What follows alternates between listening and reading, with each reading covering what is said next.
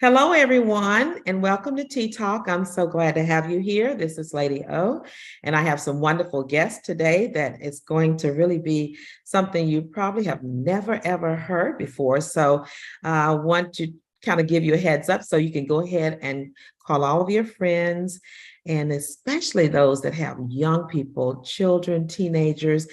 This is going to be so exciting because it's going to be talking about a sports that most of us have never really thought about or heard about before, but it's so exciting.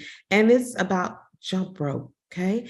And I have a couple here that's going to come and talk to us about what they do. And they've been doing for so many years, and they'll tell you all about that. It's so much fun. And even to see it, parents, it's just makes you feel like I used to jump rope, but I never jumped rope like the double dutch and things like that. But I would jump rope and I was really good at it and I loved it. But when you see them jump rope, it's at a different level. It's something that I could not do, but I really wish I could have because it looks like so much fun and they make it look so easy. So if you are looking for some young people to come and talk to your youngsters about life and about their life and about doing something really positive in their life, you want to make sure that you have your church members and your groups, all your special groups that are looking for young people to come because they go all over the world and they will come to you.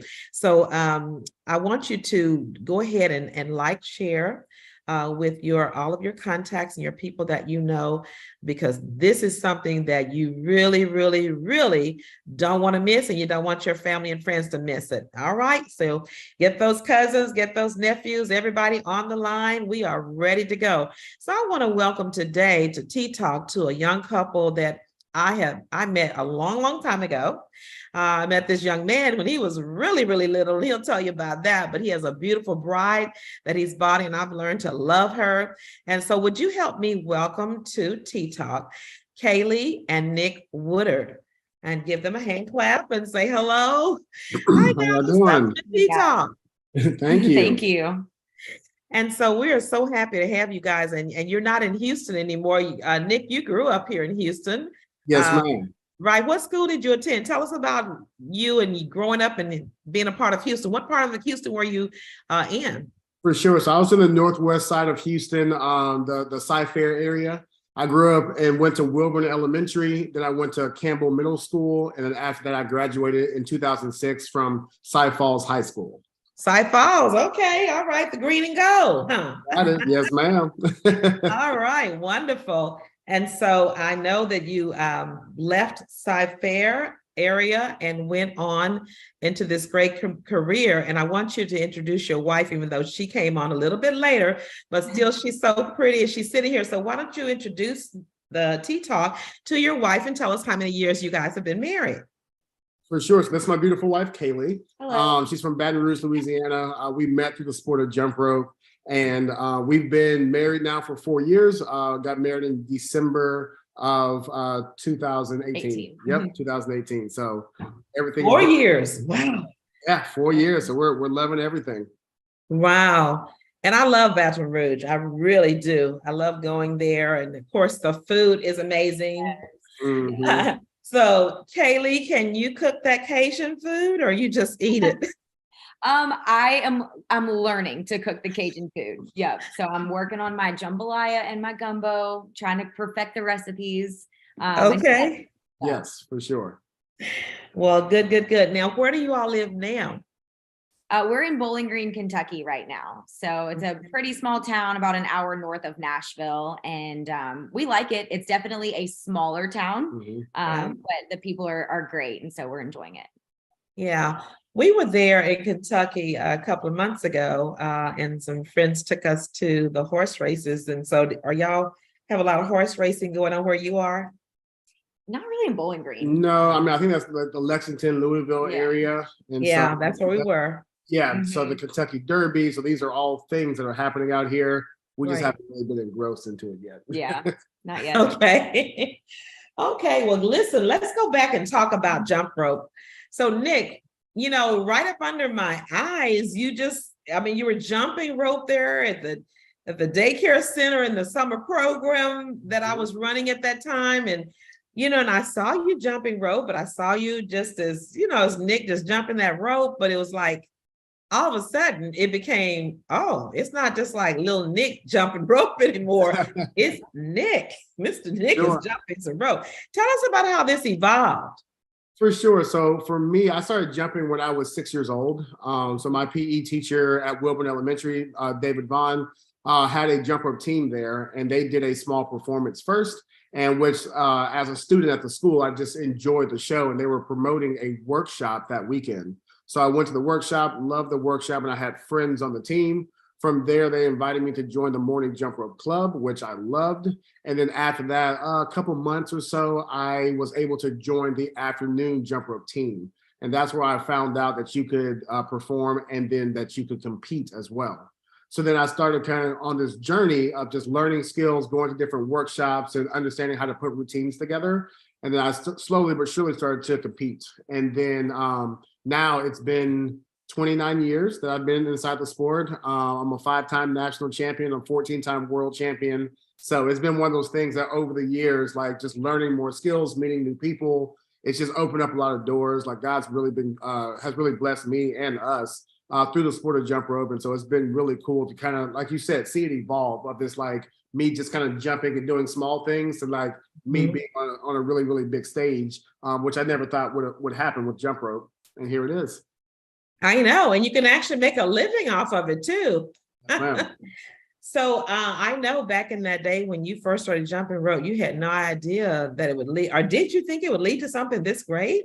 No idea at all. I mean, I was doing it because it was fun. It was very unique to me, and I just really enjoyed it. I also, growing up, played other sports, football, basketball, I ran track, so I did all those things, but I always gravitated back to jump rope just because there was something so unique there, something that I just couldn't let go of. And then as I got older, 20 or so, I started trying to see how I can make it into a career. And I had the opportunity to travel to Seattle, Washington. I was the head coach of a jump rope team for about 5 years, had about 90 kids ranging from like 5 years old up to my adults in their mid 50s and 60s.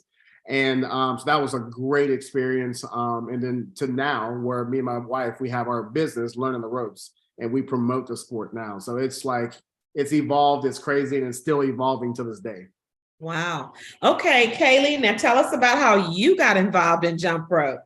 Yeah, so it's a relatively similar story. I remember sitting in my second grade classroom and looking out the window and seeing all of my friends like lined up, ready to leave school in the middle of the day. And I was like, what are they doing that I'm not doing? Because I'm sitting here in class. And turns out they were going to a jump rope for heart demonstration. They were part of the jump rope team. And so after that, I was like, all right, maybe maybe I'll try out for the team. So I tried out, and kind of similar to Nick, once I joined the team, I learned that you could compete with this thing. And I was just a kid that I just wanted to compete in something. And jump rope became that thing for me. And kind of similar to Nick, like moved up through the ranks and started competing at the national level and then the world level, and started winning some championships as well. And it's a unique sport that just allows you to be so creative and meet so many people. And I think the thing that kind of kept me going, it was the people and the connections and the relationships that you can make through the sport. And just, I don't know, you can bless somebody just by demonstrating and kind of showing them this unique thing that you have. So that's what kept me going all of these years. Wow. So let me ask you this, because it's just so amazing to me, because I never heard of it in any of the schools that I attended or that my kids attended. I never heard of it. So are they in the schools today, or is it just in the community centers, or where would someone find out about getting their children enrolled into a program in their community or school? Yeah, I mean, that's a great question. It is in some schools. That there are definitely select schools that maybe a PE teacher has kind of taken that lead and they have started a program, which is awesome. I don't see it a ton at community centers and rec centers. It does happen occasionally. But really, that's one of our goals with our business, is to build up the grassroots to where it's not one school out of 100 that has a jump rope program. It's 99 schools out of 100 that have a jump rope program. And so it's more accessible.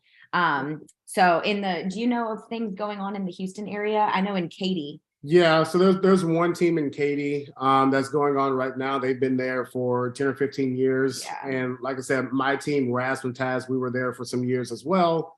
But yeah, things just kind of like died down. And really, once a PE teacher, once they wanted to stop, nobody really took it on after that. Yeah, And yeah, so I think that's why things were kind of dropping off as well. And similar to what Kaylee was saying, like we want to be able to build up that grassroots efforts now. And one of the things that we're doing right now is we're actually producing a virtual competition amongst schools. Yeah. And so far we've had about, it's a free competition. We've had 200 schools worldwide sign up, which is great. And so far we've had about 50 schools actually send in their scores. So we're hoping that we'll have, more and more kids and schools sign up so that we can have thousands of kids jumping around the world and understanding that you can compete in this sport, and then hopefully it'll grow for them later on like it did for us. Yeah, for right. sure.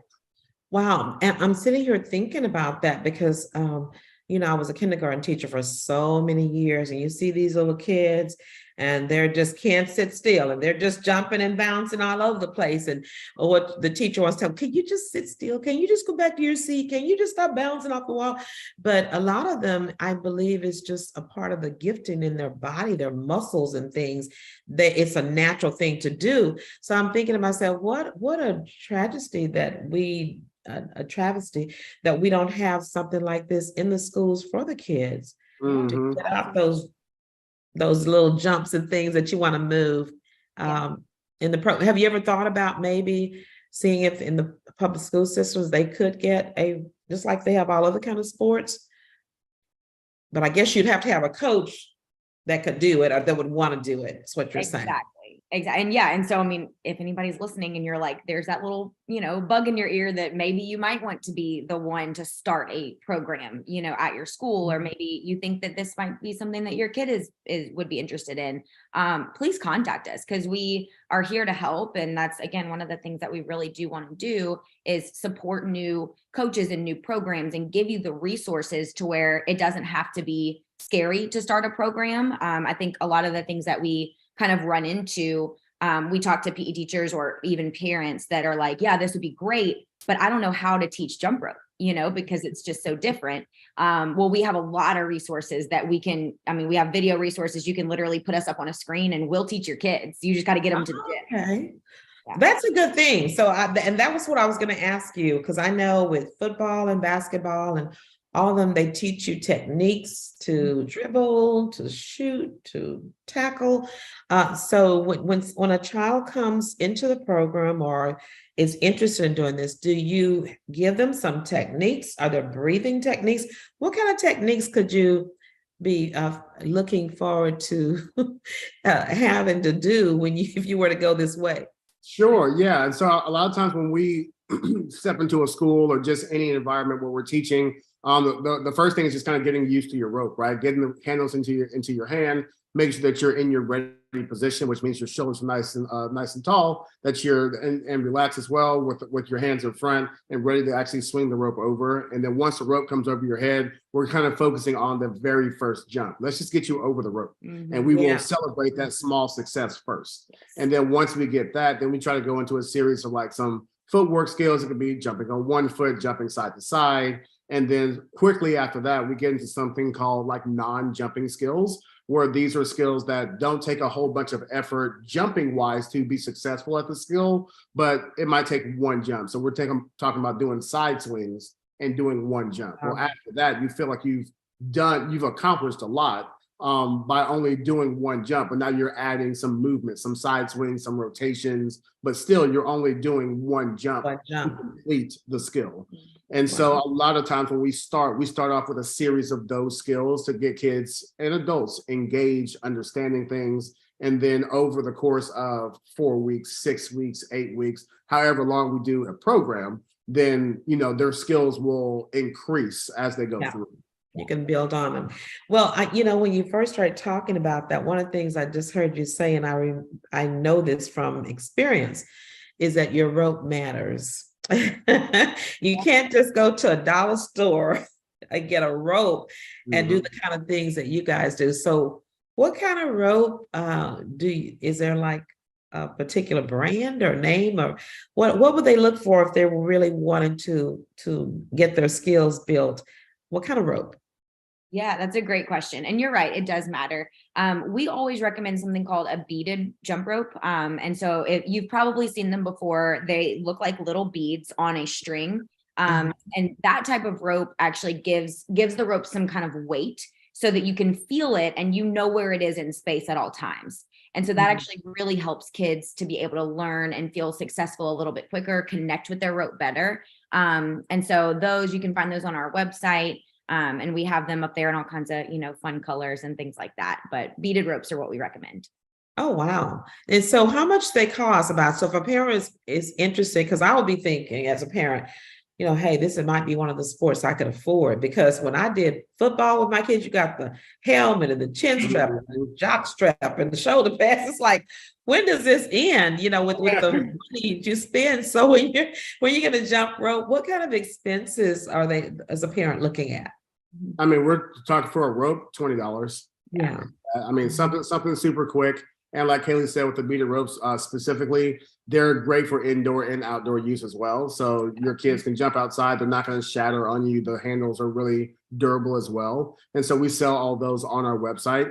And then there's also just other types of ropes that you can get into after you get into the beaded ropes. So there's licorice ropes, more of the plastic or the PVC that a lot of people use, that they're also called like speed ropes. So people use those. And then when you get into the more competitions portion of like speed, you'll go from a plastic rope to a wire rope.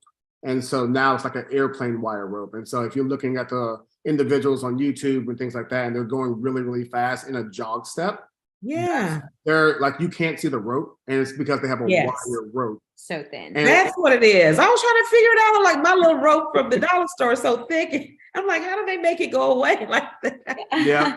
So that's the progression of ropes depending on what you're working on. That's what you would. Well, that's really great. So I know we're going to, can you give us your website while we're talking about that? Some people might want to look at it now to see what other kind of things that you have on there that they could purchase.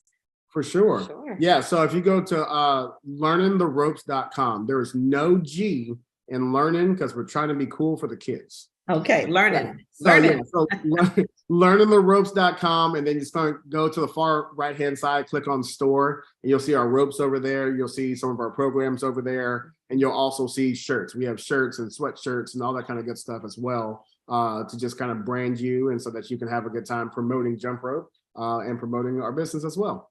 Right. I've seen them, and that y'all have a really like sleek look about those shirts. They make you look like you can do stuff you can't do. I was like, you feel like power when you put on that shirt.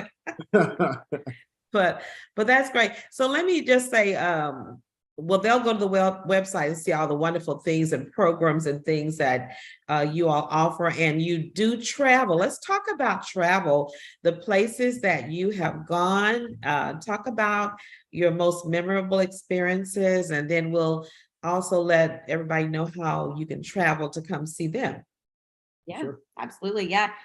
So we travel all the time. I think between the two of us, we've been to probably like 22 or 3 different countries and most of the states. We've still got to hit the Dakotas. We haven't hit the Dakotas yet. Yeah, it's hard, but we travel a lot, which has been such a blessing. I think I'm trying to think of my favorite. I think probably one of my favorite trips. We recently went to Italy, and we didn't have long there, but that one, it was a bucket list item for sure. We got to travel around Rome a little bit, so that was really cool. And then I think another one was South Africa. South Africa is absolutely beautiful, just unmatched. And so, yeah, those are some really, really cool memories for sure. Well, I've been to Italy, and I agree with you so much. Italy, the trip we went to Italy was just so wonderful. It was very memorable. Haven't been to South Africa. That's the next one on my list that I want to go to, hopefully next year. Lord blesses us. And so everybody talks about it so wonderfully. And so with traveling all over the world, Nick, what are your 2? Give me your 2 favorites. For sure. So I would say, I went to China some years ago, and I got a chance to jump on the Great Wall of China. So that's cool. And then I'm trying to think, a couple more. I would say Paris is jumping underneath the Eiffel Tower. That was a really cool experience.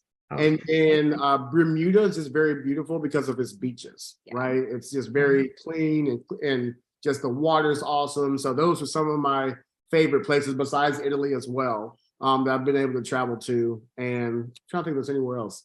Tanzania and Kenya, those are some really cool places to go. Yeah, you said the experience there, just seeing. Yeah, so we were in either Tanzania or Kenya, but I was living in Seattle at the time, and we had a huge jump rope gym. We had kids coming in, gymnastics area, wood floor, everything. And during the summer, we would actually bring in some of the kids from Tanzania to come and jump with us and just have a good time and just experience all that we had. But then in December, we will go over there and produce a championship in camp for their jumpers. And while we were over there, we were hanging out with some of the kids, and they said, "Hey, do you want to come see our jump rope gym?" And we're like, "Sure, let's do it." Okay. So we travel over, we go to the jump rope gym, and it's a field, and they're very proud of this field. And so we're like, okay, they're like, "Let me show you around." We're like, okay. So we walk out there, and they're like, "Yeah, so this is our wood floor because it's basically smooth, right? They can smooth dirt. It's smooth dirt. Smooth dirt. Perfect." And they say, "Okay, now over here, this is our blue floor." And blue floor in gymnastics, like the spring floor and soft. So it was basically like kind of a grassy area or soft sand where they could do their flips. And then they said, "Oh yeah, over here's our trampoline." And I'm looking, I'm like, "Well, where's the trampoline?" "Well, it's a rock." And so the rock, they could actually leap themselves, and go into the air onto some softer ground. But like they basically mimicked what we did in the US, but for what they had. It was such a humbling experience to go out there and be like, "You did it." And we jumped with them. We had a good time in their gym, and they're so content. Oh yeah. Like so content. No shoes, just whatever they had. It was the best experience. Wow. And that's in Tanzania? Yeah. It was Tanzania or Kenya, one of the two. I can't remember exactly, but it was awesome. I've been to Kenya before too, so I can imagine that, because they're just so creative. They don't complain, they just make it happen with what they have. And over here, we complain so much. And when you go over there, you realize how much we really have, and that we're not even using it. I like it when you're talking about that, because one of the things that I really think we need to get our children more involved is being creative. Taking what you have and making something bigger. Because I'm sure if you had told some kids over here to go out there and jump on that grass, we're like, "I'm not going out there. I need a wood floor. I need this."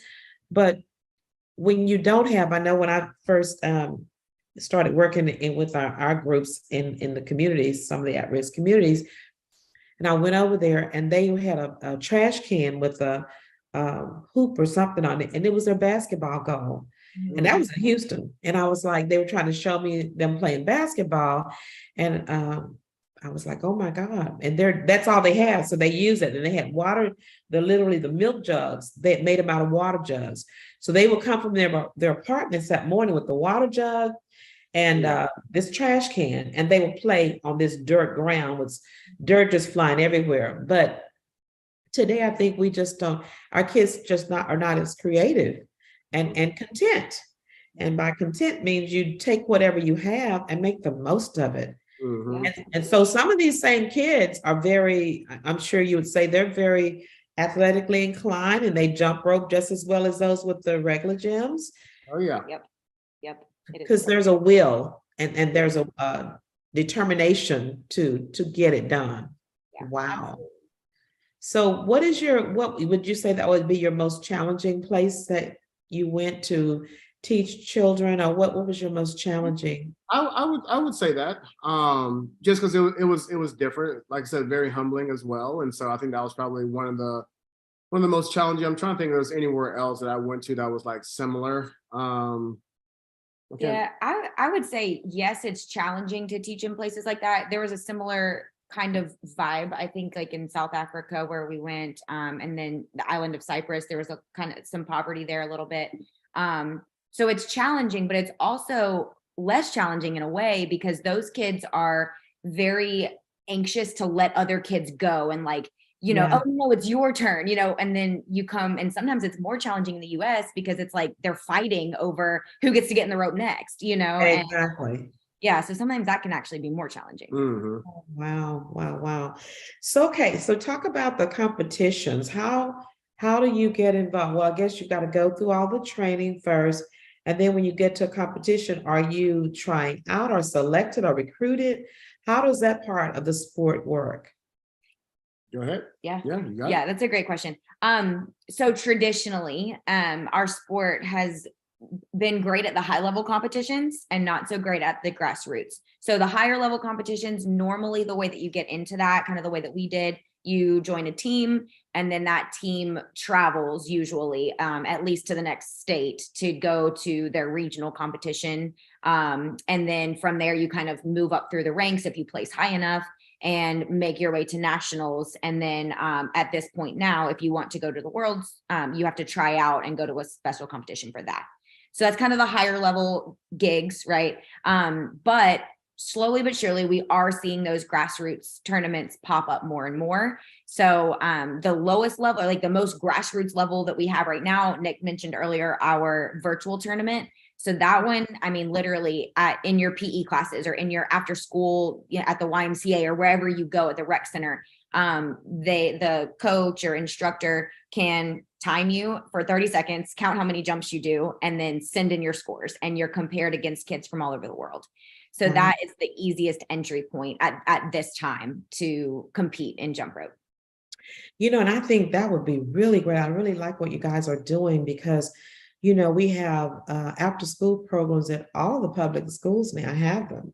Mhm. And I'm sure trying to get someone to come in is probably very difficult on a consistent basis. That's good and going to be really there. But the thing that, that I liked that came out very good of COVID is that it forced us to go virtual. Mhm. It forced us to be able to think outside the box and say, oh, what can I do? I can't go out. So let's make a video. Let's bring the people in and let's do it this way. This is how this show actually started. When we got shut out from the church, the Lord said, go live, and talk to the people and kind of encourage them, and get involved in the things that are going on, keep them updated on things. And it just started. It's been over 2 years now. And I'm like, I'm still having things that I'm talking to people about. So the program that you're talking about, I can just imagine that if you can get in all of the after school programs through a virtual thing, it will be something that is economically easy for the schools to afford. Mhm. It's something that is needed.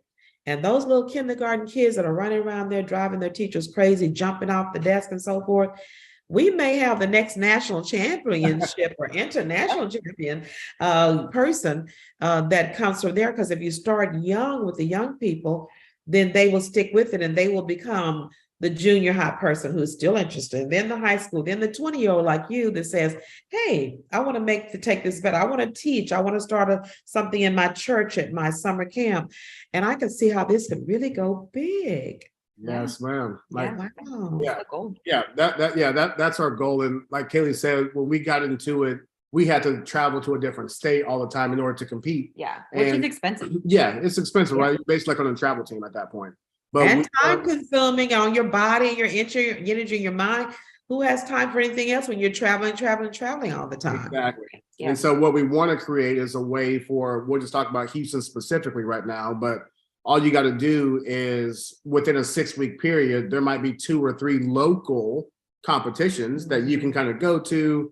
Some of them might be virtual, but some of them might be in person. But there should be so many things going on in your area that you don't have to leave. And then if you want more, similar to like a travel baseball or travel basketball, you go find a team that's on that competitive level. So they would have come and found a Razzmatazz or a Heart and Soul to get that upper level competition. But if you just want to do the local stuff, there should be enough going on in the city to make that happen. And so far, our sport hasn't done that. Right. So that's what we're trying. That's what we're trying to do now, is to create those opportunities in these cities so that they don't have to leave.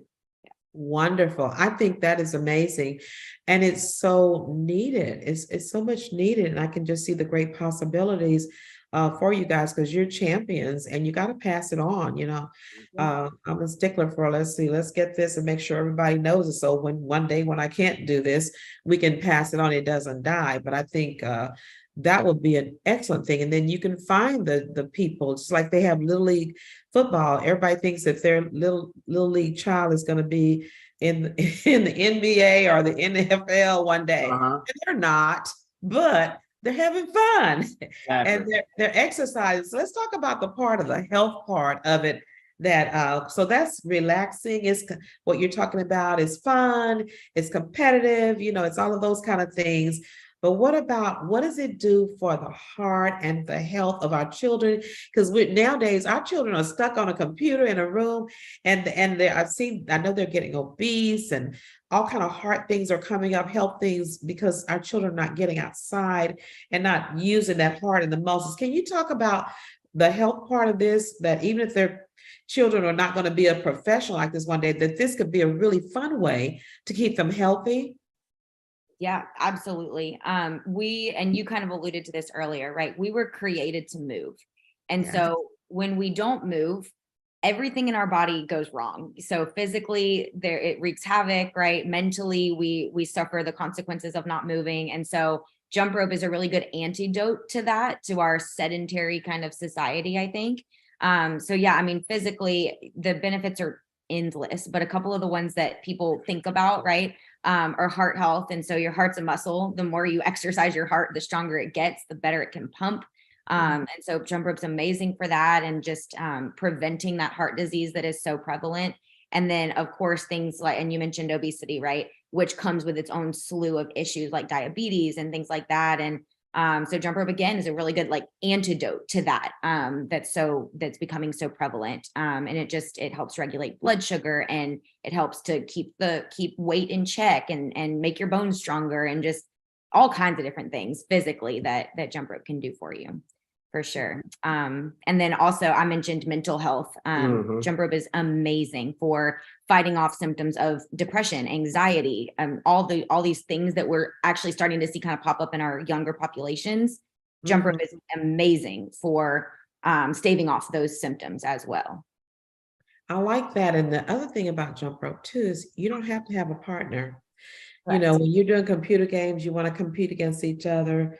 But when I was growing up, we all had jump ropes, but they weren't like popular like that. We just went outside and we would jump and skip rope and do little things. We never did anything fancy, but just the jumping mentally, you know, when it takes your mind off of what you don't have. When we were poor, it took our mind off the fact we were poor. We were jumping and things like that. And a lot of people up north did the double jump. We didn't really do that. We just did the two, jump in, run in, jump out, that kind of thing. Yeah. But I think that's really something too that parents could do for their kids and their grandchildren, is buy them a nice jump rope for a gift instead of buying all these computer things and things that they have to sit down. Now, the other thing is about age. So how old is how old is too old to start jumping? And what are the ages that you've seen with the jumping? I mean, honestly, it's never too late at all. Never too early either, honestly. I mean, we've seen kids, one of our friends in Bermuda, actually, I think her son might be 3 and is able to jump, and he's great at it right now. Shoot, we've seen 5-year-olds at the national competition like killing it. I mean, it's Wow. And as far as older adults as well, you had I taught a jump rope class at the University of Tennessee when I was there as a GTA, and I had a lady. It was all college students, and I had a lady walk in one day, and I can't remember exactly, but she was in her 70s. And so so we did the whole first day syllabus introduction of the class. And then I went over and I talked to her at the end, and I was like, all right, Kaylee, don't be offensive here, you know, but I did want to let her know. I was like, we're going to be jumping. Like, it's an active class. And she was like, oh, I know, like, I'm ready for it. I was like, okay, yes, ma'am. And, you know, I mean, she killed it. Like, she did so great. And she became one of my best double Dutch turners of all time in the whole class. So yeah, it's literally never too late. Well, let me just ask you this too, and then we're going to talk about what's coming up, because we're almost out of time here, or we're getting close. We got about 10 more minutes. We're good. But as far as giving something to the children. I always like to do what I call an education kind of thing on like career, you can do this, you're eating properly. So you got for exercise. Do you ever talk about with kids eating properly? Because I know you guys, you just can't eat anything, right? Or can you? It's like a yes and no, but it's better to eat more healthier foods, of course. And I'll let Kaylee talk more about that. And if you didn't know already, Kaylee is a professor at Western Kentucky University. So she's actually done a lot of research on a lot of these things. Okay. And got her PhD in exercise science and stuff like that. So when it comes to like, Oh, wow. I didn't know that, Kaylee. You got your PhD in exercise. What is it called? Exercise science. Exercise science. I love it. Wonderful. Okay. You can really help us here. So, okay. So talk about that. I know exercise is great, but you got to have some nutrition to go with it. You do. Yes. You do. So exercise, like you said, it's great. It's a big piece of the puzzle. But you got to think, what are you putting inside of your body? And that's going to directly impact how your organs function. Right. And so what I like to tell people, there's all kinds of fad diets out there. You'll hear so many things about, oh, don't eat any carbs because if you eat a carb, you're going to be fat. And then you hear, oh, high fat diet, low fat diet, all these things. Right. The best thing that you can do for your body is to eat the foods that God created. If it comes in a can or in a package, right, it might not be the worst thing in the world for you, but it's never going to be as good as the thing that grows in the ground and it's in its original form. So the most, like if you can 80% whole foods that came from what God did, and then save your 20% for things that are a little bit more processed, you're going to be much better off than if it was the other way around, which is the way that most people tend to eat because it's so convenient, right? So right. Aim for the whole foods.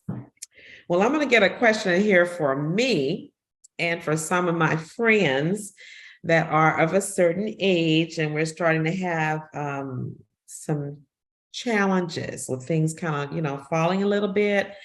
So are there certain exercises that can fight the aging processes or the tighten the stomach up? Can you give us what can we do to tighten the stomach up besides, because a lot of us don't eat that much. It just seems like it's just the muscles are not acting right.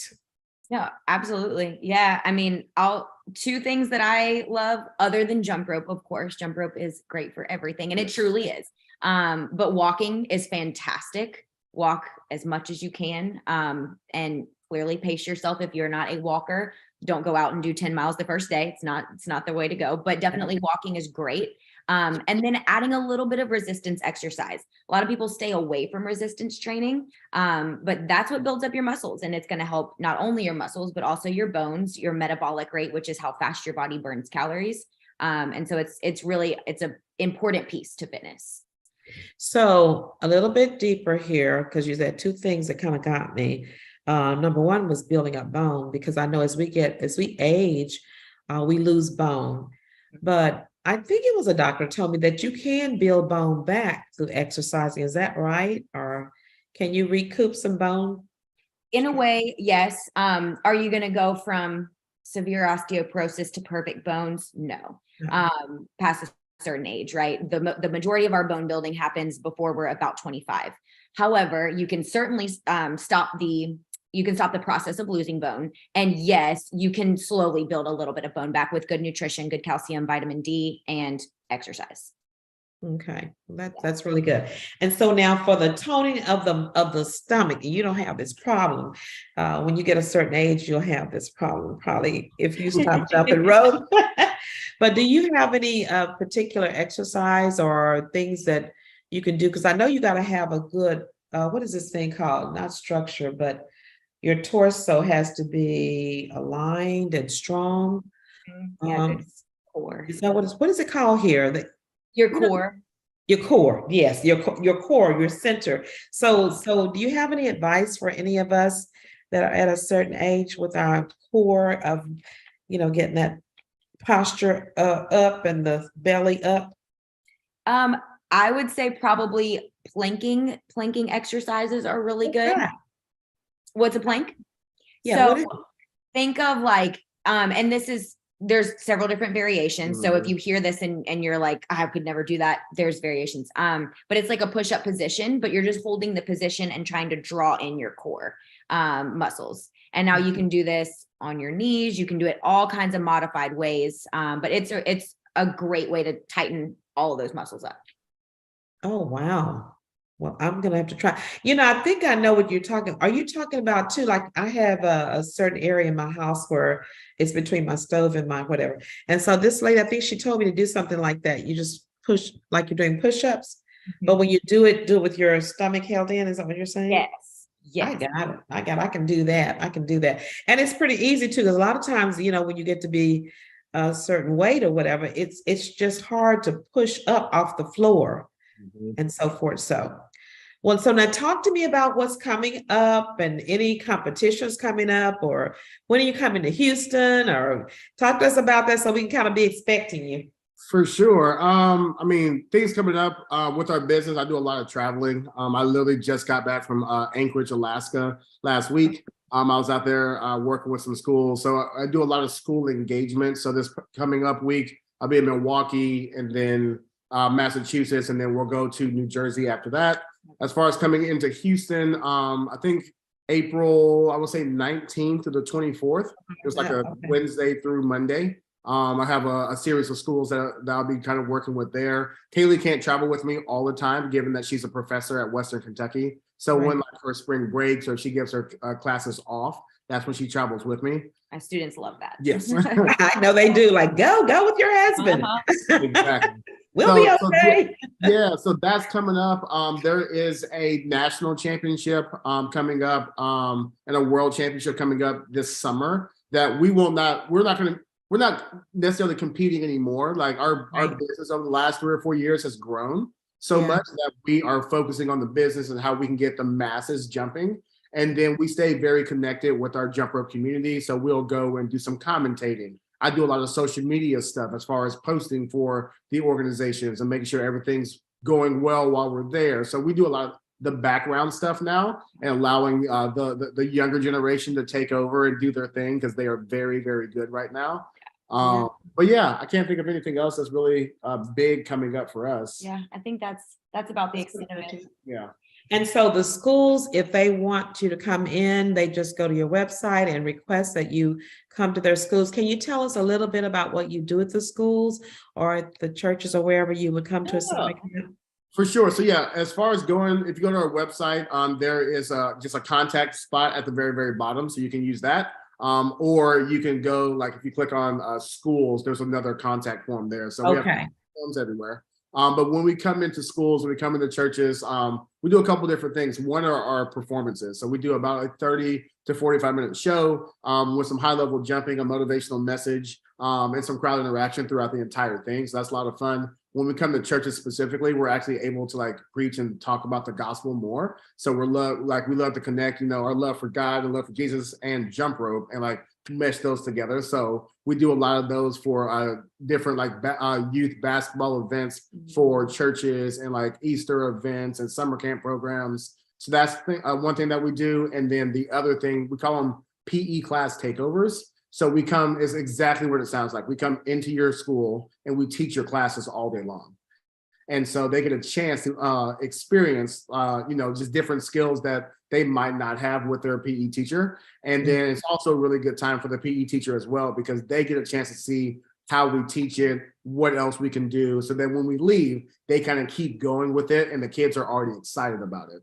So I think those are the two big things that we do for schools. Of course, we do halftime shows for NBA teams and corporate events as well. We also do professional developments that are specifically designed for PE teachers. So we hear that a lot of the professional development opportunities are geared toward the classroom teachers. When we come in and we're solely focused on PE and teaching them how to teach jump rope in a better way and enhance their lessons. Wow. Well, I tell you what, I'm so excited and I'm praying for you guys. You always have been so inspirational to our church and our kids that you come, and we're so proud have Nick come from our church, First Metropolitan Church, Bishop John Ogletree, Pastor Johnny Ogletree, and so I'm just so happy to have seen you grow, and it just seemed like you just like the older folks say, you took off like a weed, just like all of a sudden you were little Nick, and all of a sudden it's like, well, he's doing what? Where is he? And so we're so proud of you and Kaylee and your wonderful marriage that you have together, that you're doing this together. And we pray God's greatest blessings upon you. I don't know if you're coming home for Easter, but if you are, maybe we can get together something for Good Friday. And maybe invite the community here that's watching to come out and see you in person. And I know you guys sign autographs and you have all kind of things that you can to leave with us for the memory. And I'm so happy to know that you're going to have a virtual that we can reach out and bring you into our homes, into our churches and schools, so we can spread this jump rope all over the world and it will never, ever die down.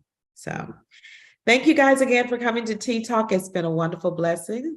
And thank you all for joining. Please take this message and share to everyone you know, that it would be an inspiration to them and be able to have an opportunity to bring this beautiful couple out to share. And the other thing I like about them is they love the Lord. They are Christians. They love the Lord. And so their character is such that they're good role models for your children to see and my children to see and to model after in this great community and beyond. So thank you for stopping in today, and I will see you next week at 3 for Tea Talk with Lady O. Goodbye for now. Bye.